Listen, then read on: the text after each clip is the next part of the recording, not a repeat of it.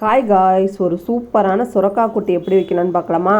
ஒரு கடாயில் எண்ணெய் கடுகு பொரியணும். கடுகு பொரிஞ்சதுக்கப்புறமா வெட்டி வச்ச தக்காளி, வெங்காயம், வெள்ளைப்பூடு, கருவேப்பிலை இதெல்லாம் சேர்க்க போகிறோம். இப்போ கடுகு பொரிஞ்சிருச்சு. இப்போ நம்ம வெட்டி வச்சதெல்லாம் சேர்த்துக்கலாம். நல்லா வதங்கணும். பாருங்கள், இப்படி பொடிசாக நறுக்கி இருக்கணும் சுரக்காய். அதான் டேஸ்ட்டு நல்லாயிருக்கும், சாப்பிட்றதுக்கும் நல்லாயிருக்கும்.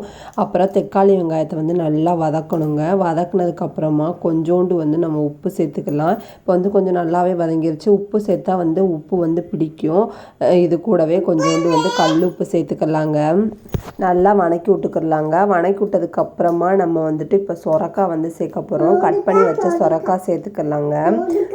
சுரக்காய் சேர்த்து நல்லா வதக்கி விட்டுறணும். கொஞ்சமாக நம்ம தண்ணி இது கூட சேர்க்க போகிறோம். அதுக்கு முன்னாடி இது கூட நல்லா கலந்து விட்டுக்கிறலாம். கலந்து விட்டுக்கிட்டு அப்புறம் கொஞ்சமாக தண்ணி சேர்த்துக்கலாம்.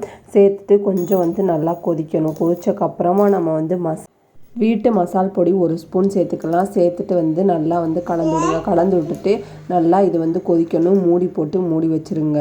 சூப்பரான நமக்கு சுரக்காய் தயாராகிரும். கொஞ்சம் எடுத்துவிட்டு கிண்டி விட்டு அப்புறம் மூடி வைங்க. சூப்பராக ரெடி ஆயிரும். சுட சுட ரசம் சாப்பாடை போட்டு இதை வச்சு சைடிஷுக்கு தொட்டு பாருங்கள். சூப்பராக இருக்குங்க. கண்டிப்பாக நீங்களும் ட்ரை பண்ணி பாருங்கள். அடுத்த வீடியோவில் சந்திக்கிறேன். பாய்.